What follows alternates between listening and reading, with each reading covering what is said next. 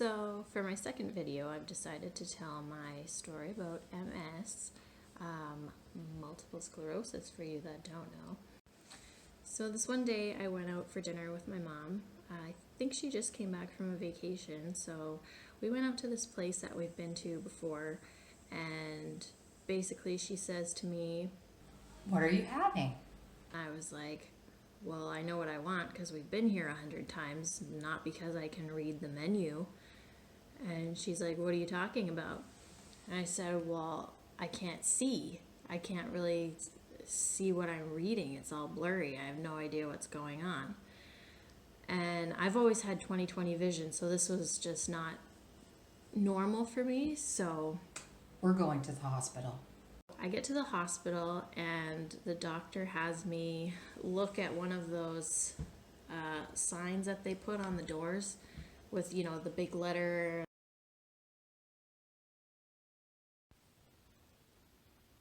A? The big one is always A, right? And he says, okay, that's weird. So we go into the room and he turns the lights off and he looks at me. And the tiles? Yep. Wow. Yeah. Hey, take a look at It's this. super fun. Oh. I See how that pupil's not dilated? We did it together. I'm gonna send you down the street. I believe it was a Friday, and it was after 6 o'clock. And he says, I'm gonna send you down the street to this eye doctor. He's closed now, but he's staying there waiting for you. So I went down to the eye doctor and he put a couple drops in my eyes and he took a look at it and he says, well, that's either a really bad infection behind your eye or you have MS. You need to go for an MRI and figure out what this is. So basically within the matter of a week, I had an MRI and I was in a neurologist's office and she told me in one sentence, you have MS, these are the drugs that you need to go on. No. I had no idea what that was. I don't even remember driving to my grandmother's house, but I know that I got there, and as soon as I got there, I broke down.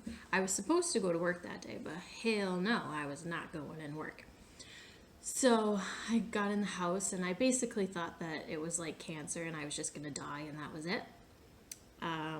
Not until I went to see another neurologist did I find out what it was. After I went to go and see this neurologist who explained it to me, I did end up going on a drug for over a year. I had an MRI at the beginning of treatment, and then I had another MRI a year later, and I actually had double the spots on my brain than before I had started the drug. And unfortunately, they can't really tell you if that would have happened whether you started the drug or not.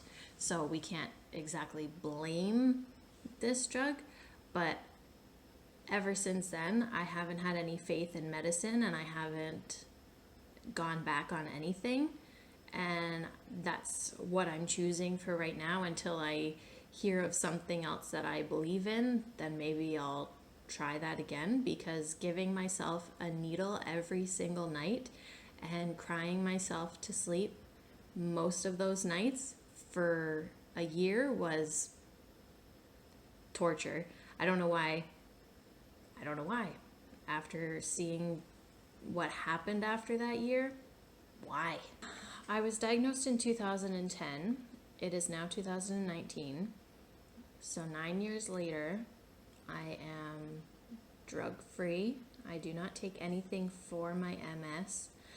I wake up most mornings, I would say probably 5 out of 7 days a week. I wake up and I come out to my living room and I sit on the floor in front of my fireplace with my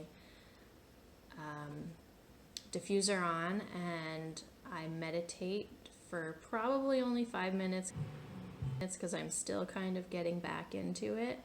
But I meditate and I do a few stretches, yoga, and that's how I start my day every day. I repeat an affirmation to myself